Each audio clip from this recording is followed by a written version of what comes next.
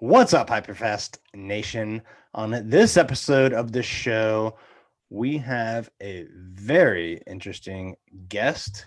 He went from being $500,000 in debt to the banks and to the US government to now being a multi-millionaire and has taught hundreds of thousands of people how to do that as well. Welcome to the show, Jeff Lerner.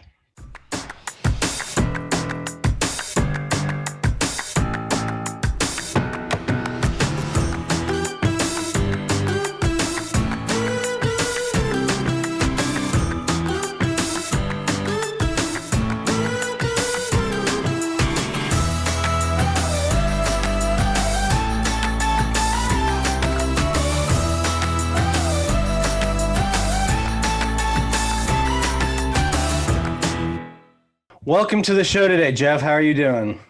I'm tremendous. So grateful to be here. Thanks for having me. Yeah, I'm excited to have you on the show today. I know you got a lot of great stuff to talk about for how real estate agents or anyone really can grow their personal brand. And really, that's a really strong thing. And I know a lot of agents struggle with it. Before we jump into that, though, why don't you tell people a little bit about your story? So how did you get to where you are today? Yeah, I'd love to. Thank you. I'll give you the quick version. I grew up, my parents were both pretty successful. So I had good role models, good modeling of what self-made success behavior looked like. My mom was an attorney. My dad was a stockbroker and then turned money manager. But they both came from like middle to lower middle class families and, just worked hard and did good things, did good work, got up early in the morning and were ruthlessly consistent. And that's what left the biggest mark is like, there's just no shortcut. You do the work every day. Some days are good, some days are bad, but the power of compounding over time is real. And eventually good work, good smart work anyways, breaks through. So that was my takeaway there. But unfortunately, I say unfortunately, my initial draw was not to business or to really making money even. It was I just wanted to be free. I can say that throughout the entirety of my life and still to this day, being free and independent has always been a lot more exciting to me than being rich. And so as a starting point, I actually wanted to be a musician. I dropped out of high school and decided to be a piano player, because I recognized that was a trade that I could learn that would allow me to go anywhere I wanted in the world. And there's always somebody that'll, even if they won't pay you, they'll at least usually feed you if you can play an instrument well.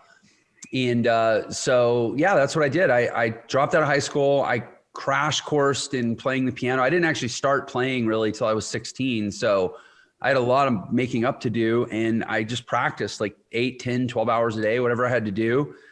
And by 20, I was able to start getting professional gigs. I think I had my first professional gigs when I was, depends how you define professional, but I would say by 19, I actually deserved good gigs. Like I was pretty good.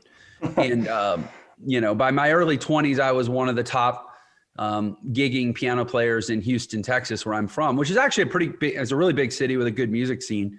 And I just did that all through my 20s. But I also, at a certain point, I did develop a little bit of an itch for some money. Being a working jazz and club musician is a hard life. And it wasn't so much like, I want to be rich now. It was more like, I need a long-term plan, because I looked around and I was playing gigs with 50, 60, sometimes 70-year-old musicians that didn't seem to have any more money than I did and didn't seem to have gotten much further ahead than I did. They just had been playing gigs for 40 years. And I'm like, it's not really a good life plan. So I started trying to start businesses. I definitely knew that I could never have a job. I had a summer job when I was 16, and it's a miracle I even held on for 3 weeks. I got fired after 3 weeks, but I knew after 3 hours I was done, and I was never going to work for anyone. So being an entrepreneur, starting businesses, that was the logical choice. So all through my 20s, while I was playing piano gigs at night and I was finishing school and I was teaching piano lessons, so I had a busy schedule. But I was also trying to start businesses, and I failed again and again and again and again. I would basically wait 6 months and take all my tip jar money from the last 6 months and use it to try this or that, and just failed it. I failed at I invested in like this local sandwich shop across the street from my apartment. And, you know, I saved up and I was like, oh, well, can I be like, I ended up as like a 5% owner in a local sandwich shop and thought I could build a foothold from there. And it just, you know, failed. And then I tried doing mortgages and it failed. And I tried doing a booking agency and it failed. And I tried organizing and promoting parties and it failed. Gosh, what else did I do? I tried starting a marketing company and going and selling coupons in college towns and that failed. And it just, I don't know, as inventive as I could be without succeeding is pretty much what I did for like a decade. Finally, in my late 20s, my biggest gamble had become my biggest failure in a string of failures. And I had tried opening these 2 franchise restaurants in 2006, 2007. And then, you know, the Great Recession happened and the economy seized up. And basically by 2008, I was $495,000 in debt with 2 closed restaurants, over $300,000 in debt that I owed to the federal government because I had gotten what they call SBA loans, which is basically where the Small Business Administration guarantees your loans. So when you default, you end up owing the US Treasury money, not just a bank. So, you know, that was my life. I had 2 big real estate companies suing me for defaulting on leases. I had taxes, I had state taxes, federal taxes, and I had this $330,000 that I owed to the US Treasury. And I was 29 years old. And the only way I knew to make money was to go play piano gigs. And that doesn't get you very far when you owe the government $500,000. So that was when I discovered online business. And I went online and I bought a course. I spent, you know, the last, whatever, a few $100s on a credit card. And I bought this training on what's called affiliate marketing and got really, really serious about it. My wife was pretty much divorcing me at the time. I mean, she hadn't quite declared it yet, but you know, you could tell the marriage was at least dying, if not dead. And she was burned out on the stress and the debt and me refusing to get a job basically. So we ended up moving in with her parents. And I went and lived in the guest bedroom. She lived in her room. I lived in the guest room. We weren't really, you know, cohabitating at that point. And so I kind of had this beautiful window of a year or so where I could just lock myself in this guest room. And I didn't even want to leave the room because I didn't want to have to face her or her family. And for a year, I just taught myself affiliate marketing online. I took online courses and just figured out how to sell products on the internet. And, you know, I would say by the time I emerged from my room, I was doing anywhere from 60 to probably realistically anywhere from 40 to 80 grand a month in affiliate commissions. And, you know, so I but nobody really knew it. So it was like, oh, what's Jeff doing up in his room? He's, you know, goofing off on the internet. And, you know, finally after six or 7 months, I come out and I'm like, well, I haven't exactly been goofing off. I actually think I've solved our problem. And I'm like, you know, and I told we were still married. I'm like, listen, babe, like, I got this. We can move, pick anywhere you want to live. As long as I can take my laptop, I'm good. We got this. And, you know, fortunately, I would say it was too little too late. The damage was already done because I'm happily remarried and I have a family and life is amazing. But yeah, that was kind of what got me into it. It was like I was trying to solve a problem and I actually did solve the problem. I paid off $495,000 in debt in about 18 months and, you know, starting from nothing. And then, you know, I went on from there to do affiliate marketing for about 5 years. Then I got burned out on that. And I started a digital agency because I knew how to generate leads online. And I'm like, well, a lot of businesses seem to be struggling right now. This was 2012, 2013. They don't know how to use the internet and they're still running ads in the yellow pages that don't work anymore. So I switched focuses and over the next 5.5 years from then, I built a 2-time Inc. 5000 digital agency, did about $35 million in revenue and, you know, healthy 20-30% margins. So I was the sole owner. Like I was good between that and affiliate marketing. I probably brought in $15 million, you know, over the course of 8 or 10 years. And then, you know, I got remarried and I moved to Utah. And anyway, 2018, I actually was in a position to sell that agency, sold it to a software company, sold the book of business and kind of cashed out. And now I'm sitting there in 2018, basically retired. I'm 39 years old. And it's like, well, what am I going to do? And I just had this calling that's like, I'm going to go teach the world how I did what I did. How is it that in a decade, I went from a broke, nearly homeless, divorced, depressed, overweight jazz musician, who living in a spare room, to where I'm at now? I did it in a decade, and I did it by learning marketing, direct response marketing, the internet, sales funnels, sales psychology. There's a set of skills that I learned, and then there's an environment in which I practice those skills. And those skills and that environment are available to all 7 billion people on earth, or at least the ones that are connected to the internet. So let's say it's 4 or 5 billion people. And yet I look around and everybody seems to be struggling. People don't have the life they want. They don't have the freedom they want. They don't have the money they want. And yet the skills and the environment are all right there for the taking. So I'm going to start teaching people. And that's what I started doing about 2.5 years ago. And that's evolved into something called Entre Institute, which I don't have data to support this, but I'm pretty sure we're the fastest growing education company in the world now. We've enrolled almost 130,000 students, and just having fun now. Wow. That's a lot of students, a lot of people you're impacting. Very powerful story.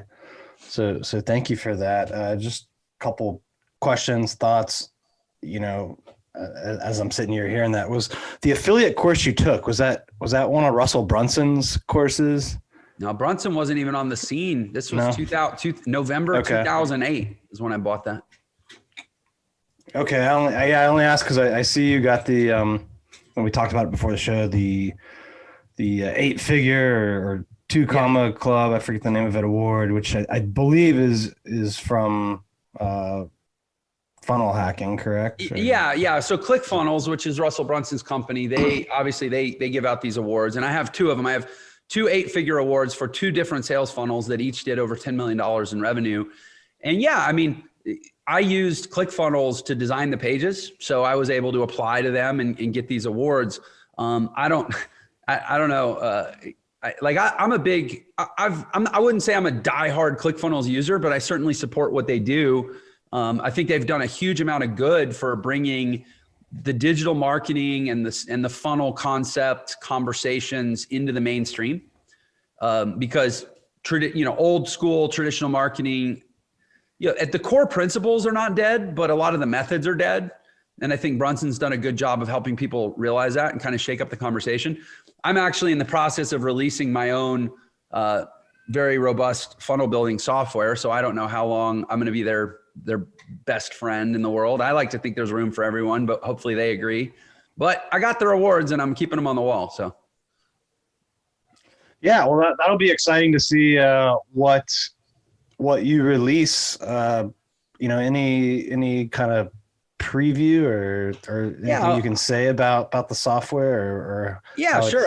It's called Entrasoft, and software for entrepreneurs, and it's designed to be really more versatile, I think, than and it's not, I'm not like competing with anyone's software out there. I don't want to be like, oh, it's us versus ClickFunnels. It's just we are a response to my observation in the market. So, with Entre Institute, you can see the linkage, Entre Institute, Entrasoft. Like, I have a built-in audience and a built-in customer base that would probably love to use my software because I'm the one training them on how to do these things. And it's frankly easier to train them. I can deliver them better training and better support if I can assume that they're using my software, because then I can make the more training more tailored to their tool set, right?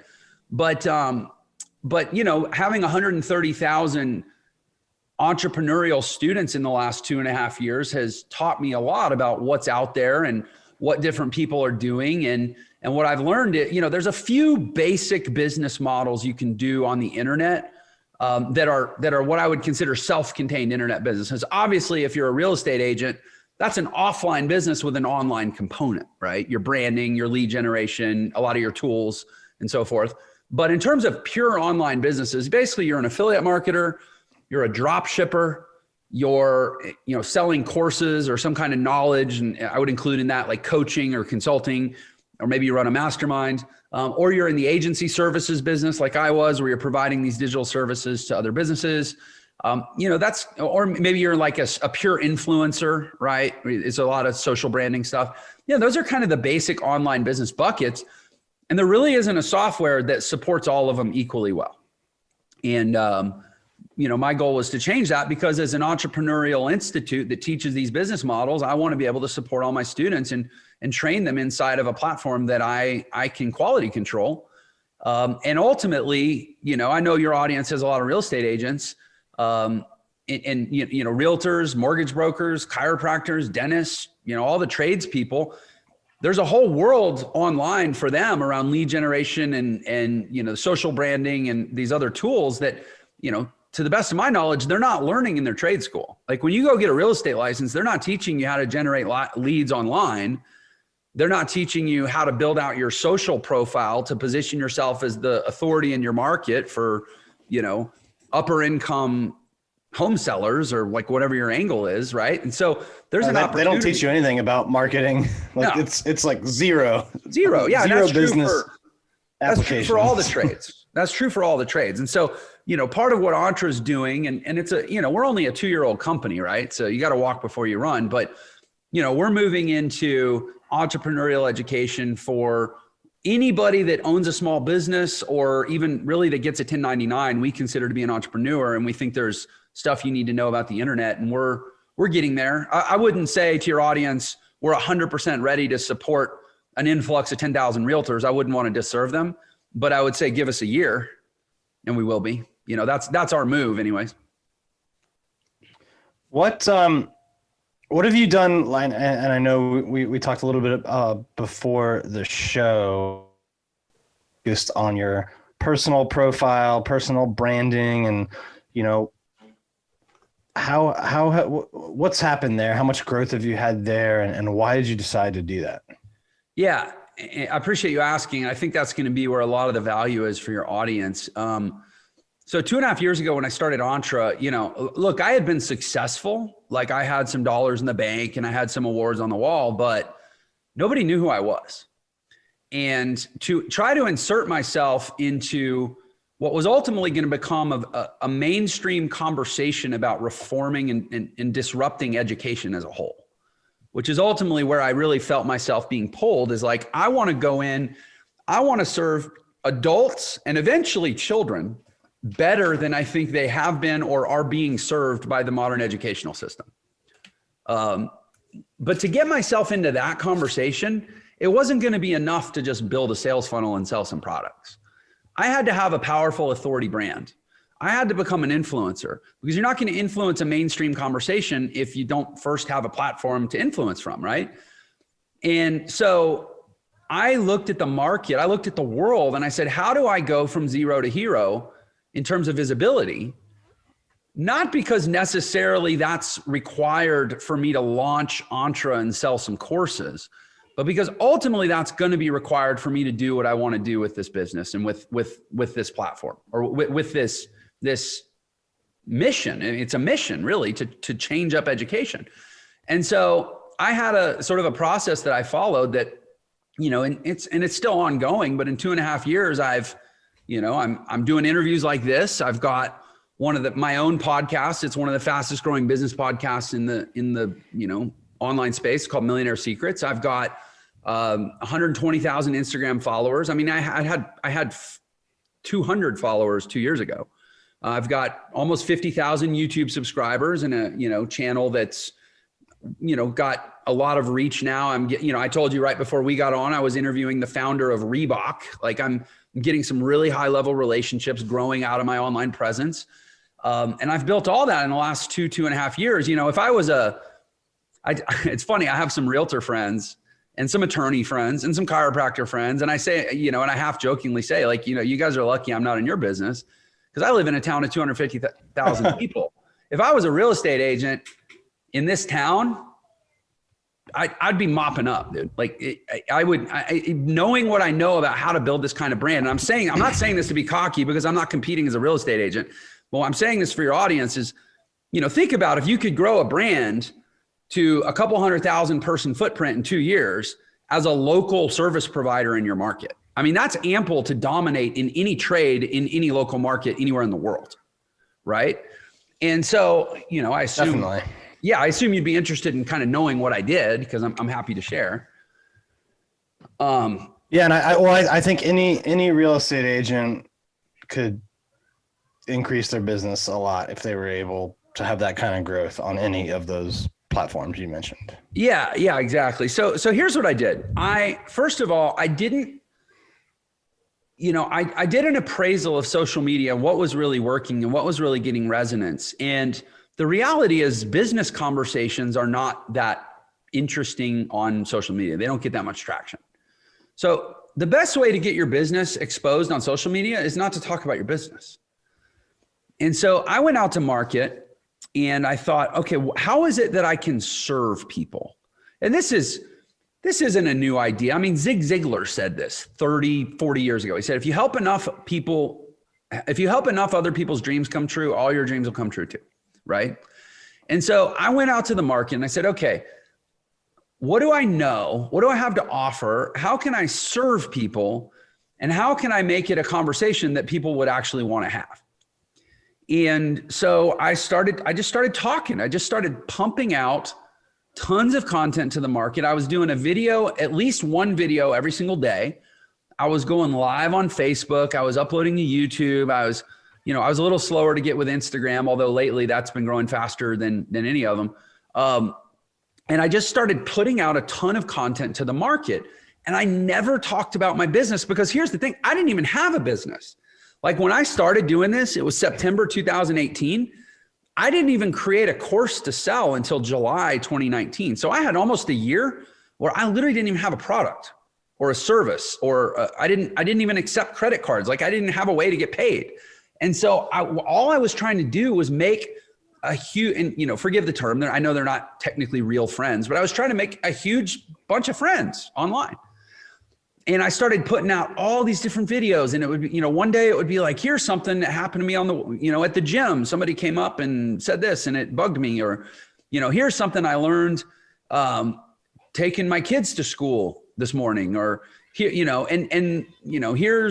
here's something I read in a book, or here's a movie I saw. And I remember doing a review of A Star Is Born with, Lady Gaga and whoever else, Bradley Cooper. And I was like, thoughts from A Star Is Born. And I just started putting out all this, socially relevant content.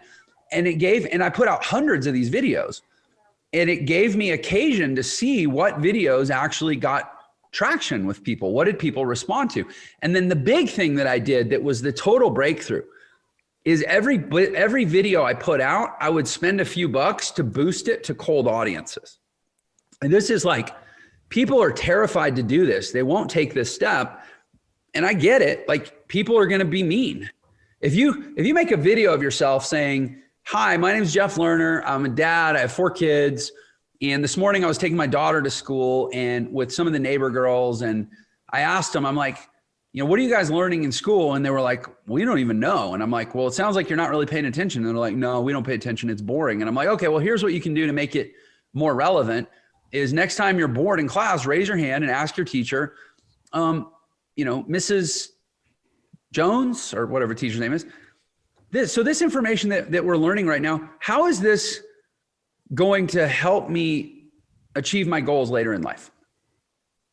And I was like, just ask them that. And they might get mad at you. They might send you to the principal's office, but if nothing else, you'll have more fun at school. And everyone else in the class will appreciate the question because they're probably all thinking the same thing. And this is what my kid said. And so like, anyway, that's literally a video I made. It was called, and the title of the video was called, Hey Kids, Here's How to Make School More Interesting. And I spent like $200 and boosted that out in front of cold audiences, people who didn't know me, didn't know my kids, didn't know who I was. And the range of responses were like, who is this guy? Who is this asshole in my feed? I don't know you. You're ugly. Go get bent. Go get a life. F off. You're a loser. But a few of them were like, I wish this guy was my dad. I wish somebody had said that to me when I was a kid. Or, well, what did they say? Did they do it? Did they come home from school? Did you ask them how it went? Like, Some people were interested. So I get why people don't want to do this, because people don't like getting beat up and, but look, sticks and stones, it's not even it's not even words. It's like internet, keyboard warriors. Like, you're not going to get hurt. But the people that respond, you put out enough of those messages, you drop a few bucks to put them in front of the cold market, because look, your friends will always tell you that you're cool. Your friends will always tell you that you look great in those pants that actually really make you look fat. You got to get to the cold market if you want to know what people really think. So I boosted these videos on Facebook, and I did it for hundreds of them. So you think about, by the time I was ready to sell a course, I had hundreds of videos that I'd put out to market. I had talked about all different types of things. And now I knew, what does the market want to hear from me? Who likes me? What audiences responded to me? One video I boosted to Gary Vaynerchuk's audience. Another video I boosted to Tony Robbins' audience. Another video I boosted to Grant Cardone's audience. Another video I boosted to, Robert Kiyosaki's audience. And it was like, well, what demographics and what avatars and what psychographics and what messages? And I had all this data, and I had 2 million people that knew who I was. At least they'd seen my videos. I had 2 million 10-second impressions that I had acquired, 10-second video views. And I acquired that all for $25,000. Now you might go, oh, I'm not going to spend $25,000. Yeah, but I did that with an audience of the US, Canada, Australia, New Zealand, and the United Kingdom. So I was going across the 5 biggest English-speaking markets, competing with Tony Robbins and Russell Brunson and Gary Vaynerchuk and Grant Cardone. You don't need to do all that. For like $2,000, you could say, I'm going to make 20 videos, or let's say I'm going to make 40 videos, and I'm going to spend $50 to boost each of them locally in my market. And because when you ratchet it down to like geo-targeting on Facebook, instead of spending $200 per video, now you can spend like $2 per video, right? Because the market's so much smaller. So you don't even have to spend $2,000. You could take 100 videos and spend $2 each or $5 each, and let the market tell you what they like you to talk about, what version of you they like, what outfit they like, what setting they like. And by the way, the whole time you're doing it, you're getting cold market exposure to all these people that, whether they know you, like you, love you, hate you, whatever, they now recognize you. And if you're a local realtor, once you've got, depending on the size of your market, once you've got 10,000, 50,000, 100,000 person audience, now you can start promoting yourself. For me, I went and shot. My question, Sure. Just one quick question, because I get that the international audience is cheaper, but if you're a realtor, you really want to build up an audience in the area, that you're going to help people buy and sell homes. So would you focus the ads just on that audience, or would you build up the international audience just so you can No. build up credibility and No, just that's what I mean when I say people are lucky I'm not a realtor. If I had done this strategy just here in my town of St. George, Utah, I only would have needed to reach 250,000 people. And how many people from my county has 250,000 people? How many of them are on Facebook? I don't know, maybe 150,000. So I could have stopped at, and it wouldn't have cost that much, because the local customer here is a cheaper person to reach than trying to target the Tony Robbins audience. I'll bet you for $1,000 to $3,000, I could have done the exact same strategy, just focusing here in my local market. And it wouldn't have taken a year. It would have taken like 60 days, because I'm not trying to reach such a big audience. And I could have been the most recognized real estate agent in my local town. And then I could start running ads, promoting my services. And what I did in my case was I started selling a course, the course that's now sold 130,000 units. But, if I was a realtor, I would just start promoting my services. But it's that first step of taking the time and investing the money to get yourself out to the cold market in a way that's not at all you talking about your business. That's the part. I've taught this strategy to thousands of people, and very few of them will actually do it, but I have the fact. Why do you think that is? That, because they see you as a great example of that it worked. So why would they bother learning it from you and then not doing it? Because it forces you to do some very, very deep psychological work. I'd been to 10 years of therapy before I even started doing this. And having done this for the last 2.5 years and had all the people say, you're doing pretty well for a guy with Down syndrome. I've had that comment. I've had people say, and for the record, I don't have Down syndrome. I don't know. Maybe I'm not the handsomest guy on the internet, like whatever. I've had people say, how much did you have to pay that stripper to pretend to be your wife? I've had people say, why don't you come up to New York and I'll fuck you up, bitch? I mean, every imaginable slight to date, they haven't hurt me. Like I'm still here, and it's like, people just don't want to subject themselves to public scrutiny, especially. And here's the other thing. And I'm sorry for cursing on your podcast. No, it's make the point. They give us the explicit lyrics label for ours. Okay. So, well, good. And the other thing, here's the other thing about it, man, is if you really want to connect with people, you got to talk about the stuff that matters. Like me talking about how to pick a product on ClickBank and promote it and calculate your ROI or your return on ad spend, like blah, blah, blah. There's plenty of YouTube tutorials. People can go watch that. If I want to connect with people, I got to talk about things like, what is it like to have adopted 3 kids, and tell the story of, which I won't be able to say it on here without crying, but I get a lot of pats on the back and people thinking it's cool that I adopted, 3 kids, but because I met my wife and she was a single mom with 3 kids and I've adopted them and I'm their dad now, but I don't really look at it that way at all. I actually look at it as that they adopted me and they allowed me to take this place in their beautiful life, and that in many ways it saved me, and so on and so forth. Like that's me telling that story and like getting emotional. That's how I connect with people. It's not like, well, let me tell you about my business and what I know. Like people just don't want to be raw. They don't want to be vulnerable. They don't want to be real. They don't want to hold themselves up to scrutiny. They don't want to be picked on. They don't want to be bullied, and they don't want to really hold a mirror up to themselves in that way. But I'm sitting here like pulling my hair out because I'm like, anybody can explode any business in any market if they'll just do this. And if you got to go hire a therapist to get you equipped to do it. It'll still be the best money you ever spent. But maybe this conversation can help. Yeah, I think people just, they want authenticity. So, well, they want it from other people, but apparently they're terrified to do it for themselves. Right. So maybe people crave it so much because they struggle being that way themselves, or they don't see it from other people a lot. It's like, think of it as authenticity pornography. Pornography is obviously representative of a thing that many people would like to be doing themselves, but in the absence of doing it for themselves, they're happy to watch other people do it. And they get some kind of release from that, right? Maybe the same thing's happening with authenticity. I know it happens with success. How many unsuccessful people are sitting in their mom's basement, scrolling the Instagram feed, looking at pictures of other successful people, but not taking the action to go out and be successful? I call that success porn. Maybe there's authenticity porn too. Yeah, that's I never thought of it that way, but I think you're right, man. I mean, I think it's a human condition. We want a thing, but we don't want to do the work to get the thing. Right. We settle for watching other people do the thing.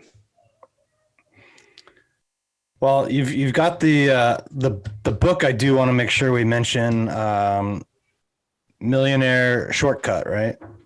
The Millionaire Shortcut, right? Yeah, that's my my free book that anybody can go download at millionairesecrets.com/Dan L as a gift that we put together for being on this show. And what do you teach in there? Is it about marketing, branding, money, how to invest? So here's what I found is, I'm gonna be totally straight up with you.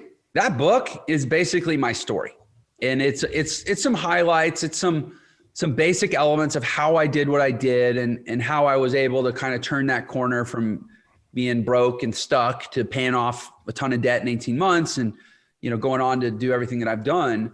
But does it get into the weeds of like the tactics and the strategies and the techniques? No, it doesn't, because it's, first of all, if I did that, it would be a 200-page book, not a 20-page book, in which case I wouldn't print it and I wouldn't give it away for free. But also people wouldn't read it. So because people have to be indoctrinated in stages.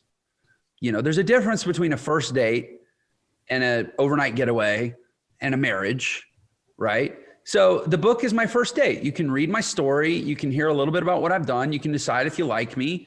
And if you want to know more, look, I have 500 training videos on my YouTube channel that'll basically teach you everything I've done. But the book is a good starting point. What's the name of the YouTube channel?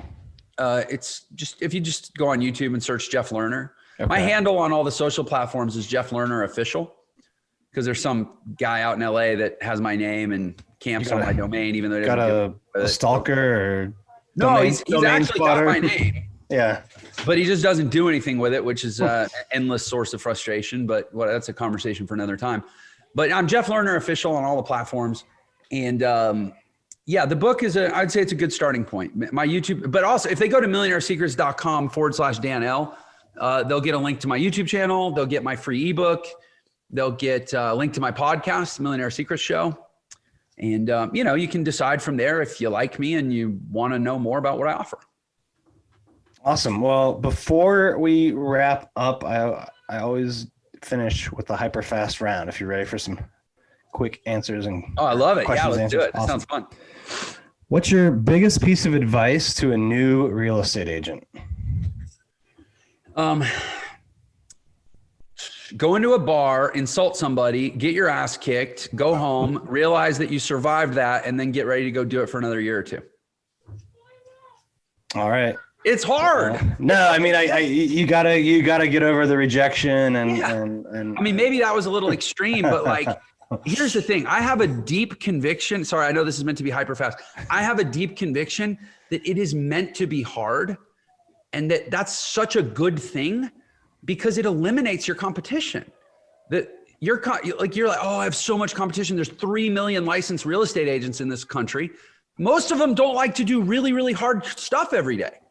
Yeah, it's only 10% that I would say, you know, actually make what I would consider, you know, a good job out of it. And then of that group, very few of them will like hire and scale, actually make it a business. So yeah, I would guess it's 1% that actually, let's say, how many real estate agents do $1 million in commissions in a year for their whole team?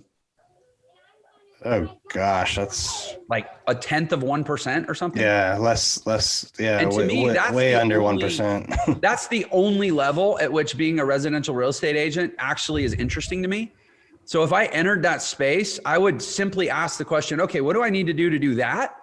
And I would eliminate advice from anybody that hasn't done that. I would eliminate advice about anything other than that. And I would only focus on that. And I would know from the get-go, that's going to be really hard. That's how I know it's worth it.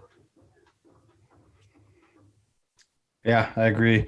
What about real estate investors? What's your biggest piece of advice to a real estate investor starting out? Just wait, wait. I don't know. I mean, I'm a real estate investor, and I can tell you that I'm sitting on a ton of cash, and I've got my lines of credit lined up. And I think that, so I have a buddy, a friend of mine, one of my best friends, a really good real estate agent, probably somebody I should introduce you to, Dan, honestly. And he has a friend that works at auction.com. And I think the numbers were, they typically auction 20,000 homes a year or something, or maybe it's 200. I don't remember the numbers, but I know that right now they're at like less than 10% of their normal volume because of all the mortgage forbearance. Right. So people aren't getting booted out of their house, but that's going to end at some point. And when it does, I think there's going to be about 6 months where all these investors are like, they have all this pent up energy and all this cash they've been sitting on that they're going to want to dive in. And every deal that comes on the market for the first 6 months after mortgage forbearance is going to like have a bidding war and a crazy frenzy. But I think that energy is going to dissipate after about 6 months. They'll have all that pent up energy out of their system. And then the real deals will be had. So, because the mortgage forbearance, I mean, we have an economic problem in this country. There's going to be years of people that can't pay their mortgages. And if you're an investor, I would let the other investors get it out of their system for the first 6 months once the mortgage forbearance expires, and then start to attack. That's exactly what I'm going to do. All right. What's the hardest thing you've ever done? The hardest thing I've ever done. You know, it's a weird question for me because I don't know if I've trained myself or I'm just wired this way. I really love really hard things. So I'm like hard as in unpleasant or hard as in like intensely pleasant because I love hard things. You know, really hard things I've done that were intensely pleasant were, it took me 2 years and about, $120,000 to have a baby with my wife. I married her, I adopted 3. I mean, that's probably the whole thing is like, I married into a blended family situation. I went from a bachelor to a dad with 3 kids virtually overnight. I went through a ton of therapy. I was an only child. So I had all these spoiled, selfish, low empathy ways of being that I had to relearn and rewire. So I learned empathy. I learned vulnerability. I learned, sharing and collaboration. And I became a dad overnight, and I'm raising 3 kids that weren't my biological kids. And then it's been building this family. We wanted to have a 4th baby. My wife has high risk pregnancies. I have a genetic condition. So we ended up going in vitro. We had to do genetic testing. We had to find a surrogate. We had to get all these lawyers, and that took 2 years and $100,000.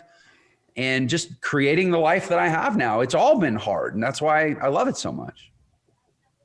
Great answer. What do you do for fun when you're not working, making content, building your courses and products? I'm with my kids, my wife and kids.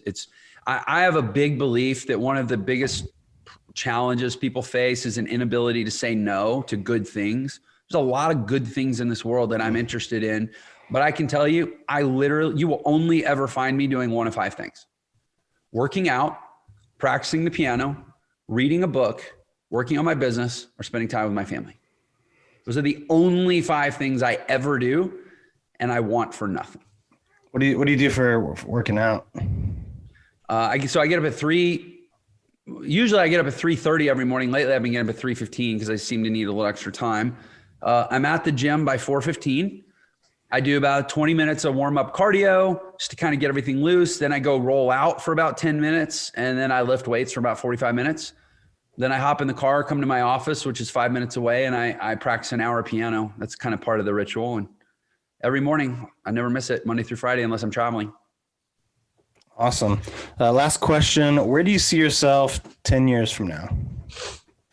The more Entre has evolved, the less it's about selling courses and even, obviously you need revenue to do, money is fuel, right? You got to have fuel. But I really, really obsessed with the disruption of education. I have 2 teenagers now. They all have friends. There's about a dozen teenagers at my house at any given time. Not one of them is getting the value out of school that I think they should based on how much time they're forced to commit to it. I think school is systemically broken. I think school is teaching kids for a world that doesn't exist anymore, using methods that aren't relevant anymore.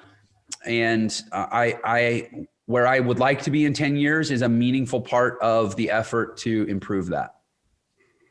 Well, that's awesome. I hope you have success doing that, because I agree with you. I think the whole system is just not good. It just doesn't. It's just not efficient. It just doesn't. Doesn't prepare you for the world. No, and it doesn't, and it completely ignores, qualitative, psychological, psychical development of building great warrior humans that can actually go out and do the hard stuff and learn to love it. And it just tries to patch over, insecurity with knowledge, and it doesn't really shape anyone. Like I almost look at, like, if you ever read like Plato's Republic in the Gymnasio and the way it talks about how to forge really powerful young humans, there's none of that in school, man. They're just like, oh, pass the test, move them along, pass the test, move them along. And it's gross. I think it's gross. I think it's a travesty, and it pisses me off because I own a lot of property, which means I pay a lot of property taxes. It's pissed away in schools. Yeah, it's usually about half of the local taxes. Yeah. Goes. So But unlike most people that complain about it, I'm actually trying to do something about it. Well, that's awesome. I hope you have a lot of success on that journey and really impact, as many people as you can. Thank you for being on the show. But before we sign off here, if people want to connect with you, or get the book or, any of that, can you just remind them the best ways to do that? Yeah, I'd send them right back to that same page, millionairesecrets.com/Dan L. It's a landing page we set up just for, we knew we were coming on this show. And it's got the free book, the free download, the Millionaire Shortcut. And it's got, which basically, you asked what was in the book. I should have explained in a nutshell. It describes to you what I believe is the fastest way to become a millionaire. That's kind of the hook. And that's what it attempts to articulate. But also on there, you can connect to my social links. I'm Jeff Lerner, official everywhere, my YouTube channel and my podcast, Millionaire Secrets. But again, just go to that page, millionairesecrets.com/Dan L. All right. Well, thank you for being on the show, Jeff. We appreciate it. And everyone else who listened, watched, tuned in, thank you. We'll see you next time. Thank you for tuning in to this episode of the HyperFast Show. Subscribe to us if you want to make sure you get the latest and greatest HyperFast shows. And remember, we love reviews. Reviews help us bring better and better guests and improve our shows. So give us the good, the bad, and the ugly. We hope you enjoyed the show, and we will see you next time.